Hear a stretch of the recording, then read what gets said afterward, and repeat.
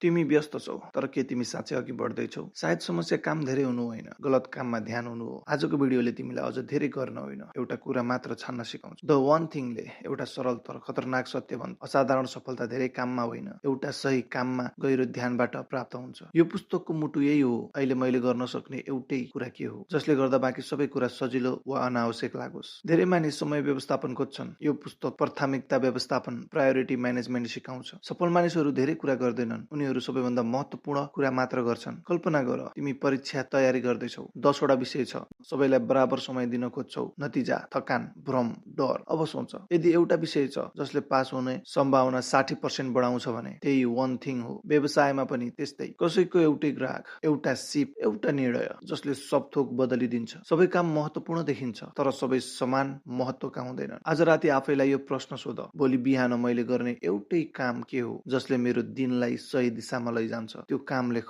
र भोलि सबैभन्दा पहिला त्यही गर। मल्टिटास्किङ एउटा झुट हो। मल्टिटास्किङले तिमीलाई तेज बनाउँदैन, यसले तिमीलाई टुक्रा टुक्रा बनाउँछ। पुस्तक भन्छ, एकपटक ध्यान भङ्ग भयो भने फेरि गहिरो ध्यानमा फर्कन 20 देखि 30 मिनेट लाग्छ। व्यस्त हुनु प्रभावकारी हुनु होइन। फोनमा मेसेज, बीचमा इमेल, अलिकति काम, फेरि नोटिफिकेसन। दिनभर काम गरेको महसुस हुन्छ, तर साँझ परिणाम छैन। अब सोच, 2 घण्टा फोन बन्द, एउटै काम, गहिरो ध्यान। त्यही काम आधा समयमै सकिन्छ। दिनको एउटा समय छान, 30 देखि 60 मिनेट, फोन साइलेन्ट, एक काम, पूर्ण ध्यान। लक्ष्य सधैँ ठुलो राख, तर कदम सानो। ठुलो लक्ष्य डर लाग्दो हुन्छ, तर सानो कदम सजिलो हुन्छ। पुस्तक भन्छ, तिमीले आज गर्ने सानो काम भोलिको ठुलो सफलता बनाउँछ। भविष्य आजबाट सुरु हुन्छ। धनी बन्ने लक्ष्य ठुलो छ, तर आजको वान थिङ के हो? आम्दानी बढाउने एउटा सिप सिक्नु वा खर्च नियन्त्रण गर्ने एउटा निर्णय। आफ्नो दीर्घकालीन लक्ष्य लेख, त्यसपछि सोध, आज मैले गर्ने सानो तर सही कदम के हो? अनुशासन होइन, आदत बनाऊ। अनुशासन थाक्छ, आदत टिक्छ। पुस्तक भन्छ, यदि तिमी एउटै कामलाई दैनिक एउटै समयमा गर्छौ भने त्यो स्वतः बानी बन्छ। प्रेरणा पर्खनु पर्दैन, प्रणाली बनाऊ। लेखकहरू प्रेरणा आएपछि लेख्दैनन्, उनीहरू निश्चित समयमा बस्छन्, प्रेरणा पछि आउँछ। आफ्नो वान थिङका लागि निश्चित समय तय गर, भावना होइन, क्यालेन्डर अनुसार गर। असाधारण जीवन साधारण फोकसबाट। द वान थिङको लक्ष्य स्पष्ट छ, तिमीलाई अझ